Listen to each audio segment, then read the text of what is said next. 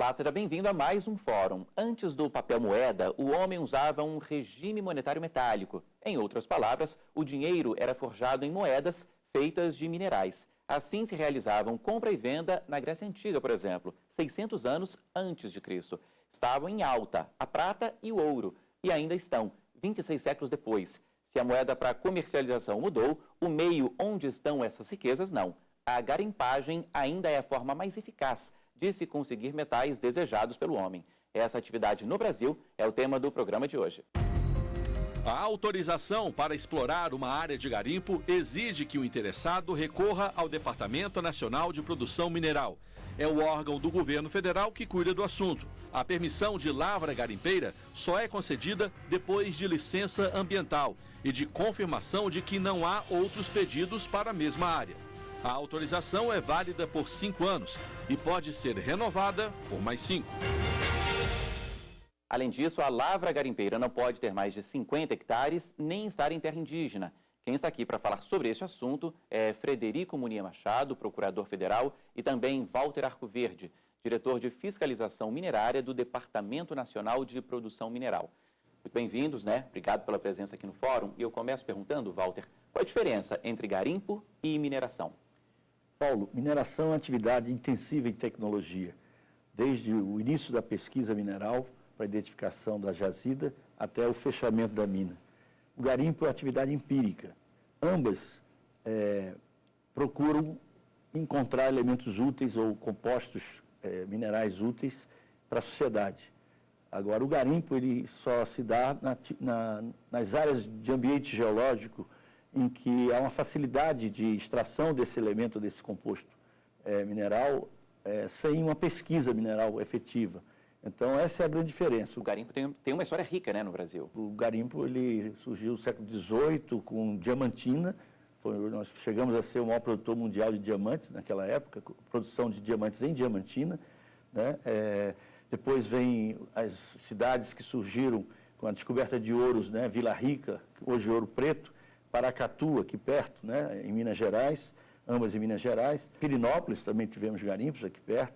Então, tivemos um período depois, durante a Segunda Guerra Mundial, em que o Brasil forneceu muito material, né, para a indústria de sonares, de radares, né? E aí teve todos uns 50 mil garimpeiros produzindo cristal de quartzo, né, osciladores de frequência, né, sonares. Isso eram usados em submarinos. Então, o Brasil foi grande fornecedor de mica, moscovita, de cristais de quartzo, né? Além da década de 80, que é um outro grande marco, quando o preço do ouro se eleva, né? E você tem o garimpo de Serra Pelada, que está no imaginário brasileiro, né? A região do Tapajós, no Pará. Agora, existe legislação específica, Frederico, para o garimpo? Existe sim, existe uma legislação específica. No Brasil é curioso porque, na verdade, existe o garimpo, a atividade de garimpagem, não só no Brasil, mas no mundo inteiro, ela era amplamente ignorada pelo poder público até meados do século passado. A partir da década de 70, aproximadamente, somente através de um relatório da ONU, chamado Small Scale Mining in Developing Countries, que é basicamente a atividade de mineração de garimpagem nos países em desenvolvimento, começou a se ressaltar, então, a importância, uma certa relevância socioeconômica da atividade de garimpagem. E também começou a se fazer estudos mais aprofundados a respeito dos impactos socioambientais dessa atividade também. A partir de então se adotou uma política, não só no Brasil, mas fora do Brasil também, no sentido de buscar regularização dessas atividades. Hoje a ideia até evoluiu um pouco mais. E hoje a questão não é tão somente regularizar ou integrar essa atividade dentro da formalidade, mas também buscar com que ela se desenvolva de forma sustentável, né? E aí a grande complexidade dessas políticas públicas voltadas para a atividade de garimpagem é exatamente como fazer isso, que não é uma coisa simples. No Brasil, nós tínhamos um tratamento jurídico chamado regime de matrícula até 1989. Esse regime de matrícula, basicamente, o garimpeiro, ele comparecia ao DNPM e obtia uma carteirinha, que seria essa matrícula, e com base nessa carteirinha ele conseguia executar sua atividade em qualquer ponto do território nacional. Após, especialmente a razão do garimpo de Serra Pelada, houve uma revisão dessa atividade de garimpagem, ela ganhou uma atenção muito grande na Constituição Federal, que trata em diversos dispositivos a respeito da atividade de garimpagem, inclusive fixando como uma premissa o estímulo à realização dessas atividades por cooperativas. e também fixando também a obrigatoriedade da recuperação ambiental dessa área. Mas a partir então da Constituição Federal entra em vigor um novo regime, que é o regime de permissão de lavra garimpeira, em que o garimpeiro ele tem que requerer uma área específica para fazer aquela atividade.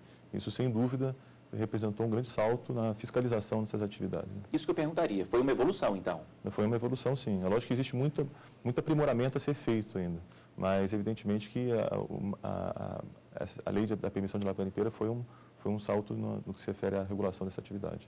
Para que uma pessoa explore, né, um local, Walter, pessoa física, pessoa jurídica, tudo é diferente, né? Como é que funciona uma autorização para exploração? Como o doutor Frederico narrou, até 89, o garimpeiro ele tinha uma carteira de matrícula, né, junto à Exatoria Federal, da Receita local, e com isso ele poderia pesquisar, né, prospectar da forma dele, né, em todo o território, mas não poderia produzir em área já titulada. O nosso Código de Mineração, ele tem uma pedra basilar do direito minerário, que é o direito de prioridade. Quem primeiro requer a área junto à União. E o órgão que representa a União, nesse caso, é o Departamento Nacional de Produção Mineral, que agora transitará até janeiro do próximo ano na Agência Nacional de Mineração. Mas, em 88, a Constituição tem vários artigos sobre o garimpo, porque ela veio logo depois dessa atividade forte da década de 80 que eu citei, à frente de Serra Pelada, né? Então, a Constituição estava, assim, efervescente a questão do garimpo pela Constituição. E aí, realmente, tem vários artigos, né, para a organização da atividade. Em 89 vem a lei que extingue o regime de matrícula. Então, tanto a pessoa física, garimpeira, quanto a cooperativa garimpeira, ela tem que requerer a área livre no Departamento Nacional de Produção Mineral. Da mesma forma que uma empresa ou uma pessoa física requer uma pesquisa mineral. Então, ela só quer outro regime, ela requer um regime de permissão de lavra garimpeira. A área estando livre, o departamento outorga, então, a permissão de lavra garimpeira. Mas só depois de ele obter também a licença ambiental no órgão competente estadual, normalmente. Então, o procedimento é esse, tem que haver uma definição de um memorial descritivo da área que ele deseja, um mapa, né, com a locação da área, registrar esse pedido no departamento e a área tem que estar livre, desocupada, não ter ninguém prioritário naquela área. A não ser que tenha, de repente, o prioritário consentir com aquela atividade, que aí é possível também. Porque, na verdade, como o doutor Walter pontuou no início do programa, a atividade de mineração é bastante distinta da atividade de garimpagem. Muitas vezes o depósito, que é objeto de garimpagem, ele não é um depósito de interesse das empresas de mineração. Exatamente por ser depósito de fácil acesso, com uma potencialidade econômica marginal, as empresas procuram alguma coisa um pouco mais robusta.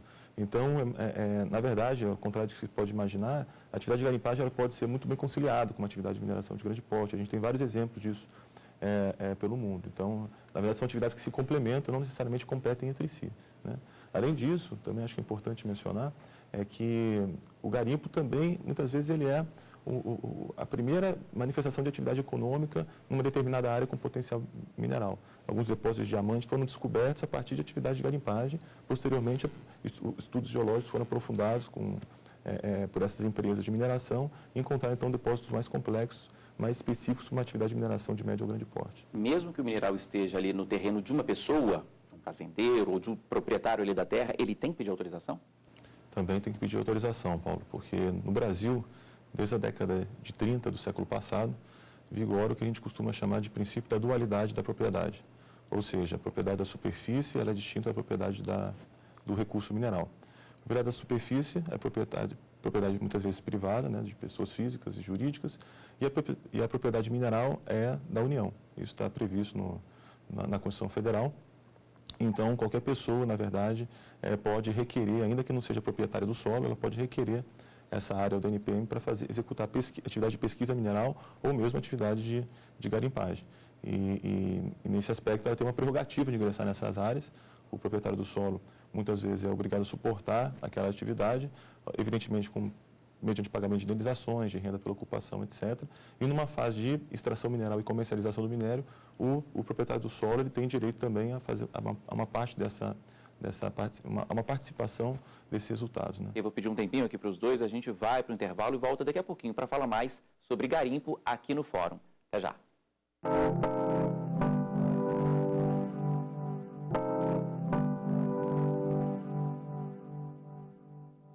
O Fórum está de volta e a gente fala hoje sobre a lavra garimpeira no Brasil. De forma geral, Frederico, o que pode e o que não pode no garimpo? Bem, Paulo, se o garimpeiro está autorizado pelo DNPM e também já obteve também a licença ambiental, ele tem a possibilidade de fazer a extração do mineral garimpável para o qual ele foi autorizado pelo poder público na área que foi estabelecida a ele, né? Então, se for uma pessoa física, a área máxima não vai ser maior que 50 hectares. Se for uma cooperativa de garimpeiros, costuma-se ser de 1.000 hectares, mas se for na região da Amazônia Legal, pode chegar até 10.000 hectares. Então, dentro dessa área, ele pode fazer a extração daquele recurso mineral e depois fazer a comercialização dele. E fiscalização, Walter, ela funciona, é compatível? O que a gente pode falar sobre isso? Hoje nós temos 2.100 permissões de lavra garimpeira no Brasil. Em títulos de lavra de outras substâncias e de mineração em geral, nós estamos na ordem de 34.000 títulos de lavra em diversos regimes. A gente atua na fiscalização em todos os regimes, né? A atividade garimpeira, a fiscalização ocorre em achados que ocorrem de uma hora para outra, né, em que a gente tem que fazer o processo de regularização. Então, há um achado, o primeiro passo é identificar a titularidade daquela área, se já existe prioritário naquela área, se não há, né? Se a área tiver em disponibilidade, o departamento, então, pode, a partir da organização dos garimpeiros, através de uma cooperativa, disponibilizar a área para que eles se regularizem. Mas, de início, eles não podem produzir sem a titularidade da área, tá? Então, tem uma fase aí, que é a fase de regularização, que normalmente se junta DNPM, órgãos de controle, Ministério Público, para identificar a forma mais rápida e melhor de regularizar esse achado, né? E muitas vezes você tem situações de conflito. A área já titulada para empresas, que surge o garimpo, então são conflitos que têm que ser resolvidos, né?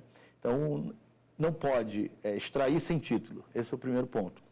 Durante a extração titulada, ele tem toda uma obrigação de segurança da atividade, né, de recuperação ambiental da área, né? Agora, é importante dizer que o garimpo ele tem uma diversidade muito grande de métodos de trabalho.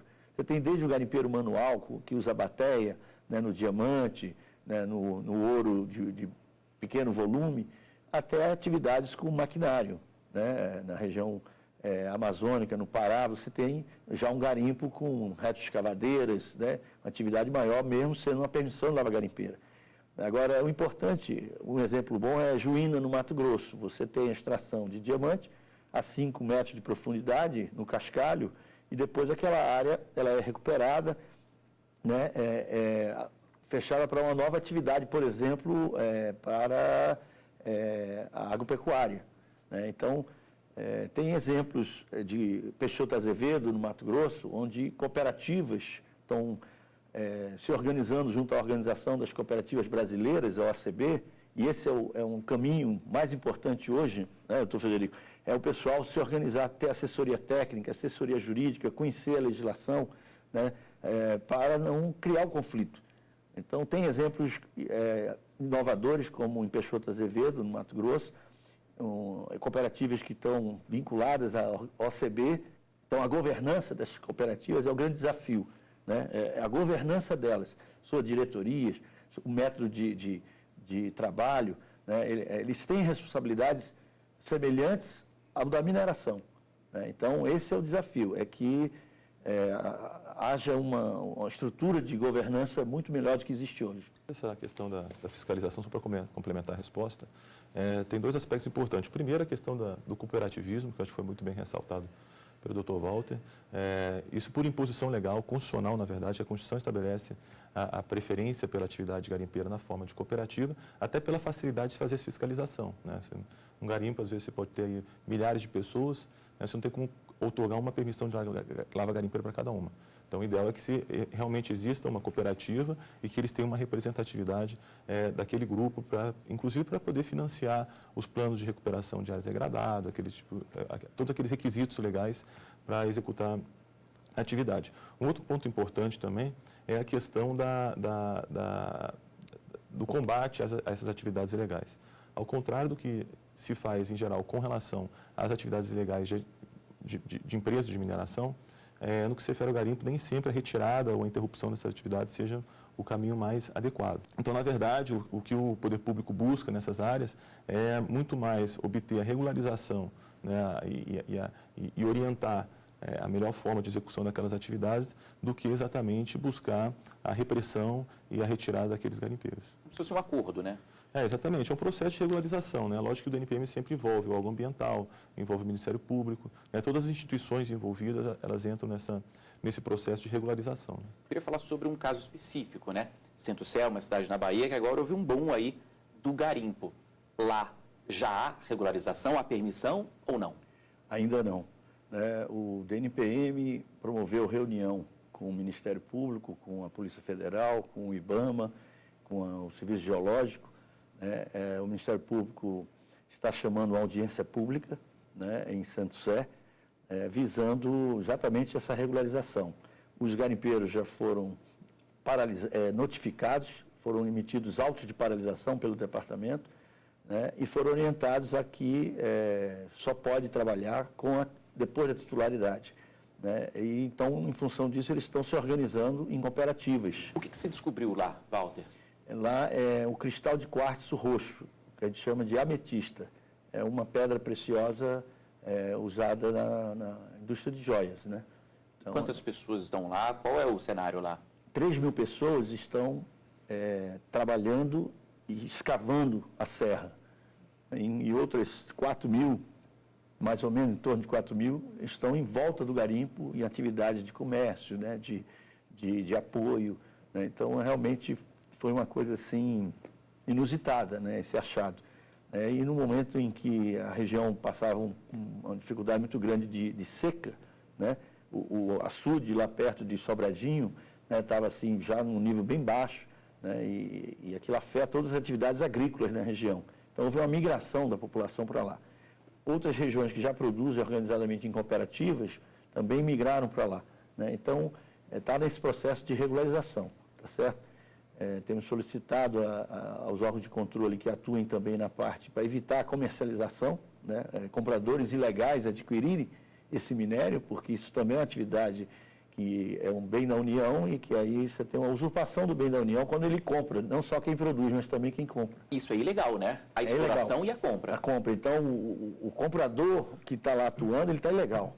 Né? E a nossa solicitação é que os órgãos de controle atuem para a gente poder evitar essa comercialização enquanto não há a regularização.